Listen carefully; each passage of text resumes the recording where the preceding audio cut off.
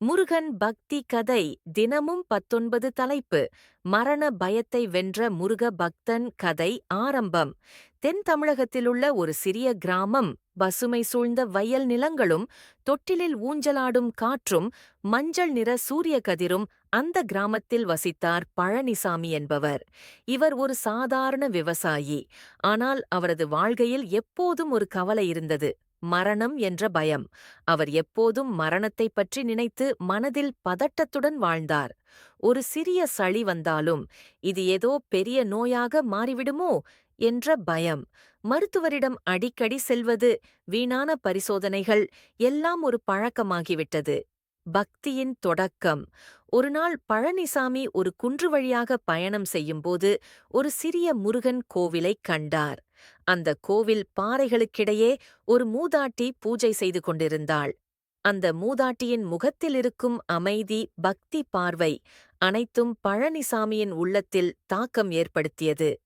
அந்த மூதாட்டியிடம் அவர் கேட்டார், அம்மா, உங்களுக்கு வயதும் அதிகம், உடலும் பலவீனமாக இருக்கிறது. ஆனா உங்க முகம் எப்படி இப்படி அமைதியா இருக்கு? மூதாட்டி மென்மையாகச் சொன்னாள், மரணமா? அது என்னை பயப்படுத்தாது. என் முருகன் இருக்கிறாரே, அவர்தான் எனக்கு உயிர் நம்பிக்கை. அவர் அழைக்கும்போது நான் தயாராயிருப்பேன். மாற்றம் ஏற்படுகிறது. அந்த வார்த்தைகள் பழனிசாமிக்கு ஒரு புதிதான எண்ணத்தை ஊட்டின. நான் இப்போ வரைக்கும் என் வாழ்க்கையை பயத்துடன் வாழ்ந்தேன். ஆனா இதுவரை நம்பிக்கையில்லாம வாழ்ந்ததால்தான் இப்படின்னு தோணுது. அந்த நாள் முதல் அவர் அந்த கோவிலுக்கு தினமும் சென்று பூஜை செய்யத் தொடங்கினார்.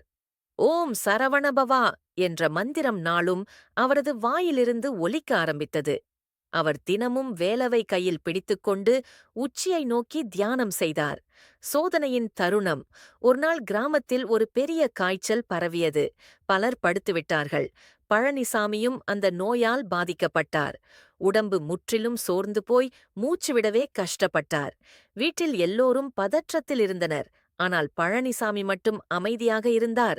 கண்களை மூடி முருகனை தியானித்தார். சாமி, நான் இப்போ நம்பிக்கையோட இருக்கிறேன். நீ என்னை காப்பாத்தினாலும் பரவாயில்லை, அழைத்தாலும் பரவாயில்லை. உன் பாதத்தில் நான் இருக்க விரும்புகிறேன். அந்த இரவில் பழனிசாமி கனவில் முருகனை கண்டார். முருகன் அழகான வடிவத்தில் வந்து அவரது நெற்றியில் கருணையோடு கைகளை வைத்தார். மறுபிறவி போன்ற பயண ஆரம்பம்.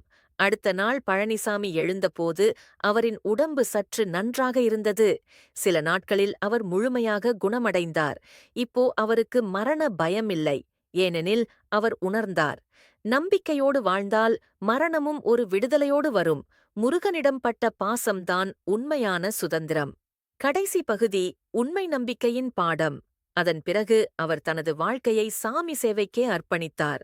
தினமும் முருகன் கோவிலில் தன்னார்வ சேவை செய்தார்.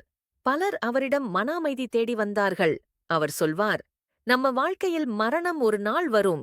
ஆனா அதுக்கு முன் நம்ம நம்பிக்கை இருக்கணும். நம்மை காப்பாற்றும் முருகன் இருக்கிறார். நாம பயப்பட வேண்டியதில்லை. முடிவு.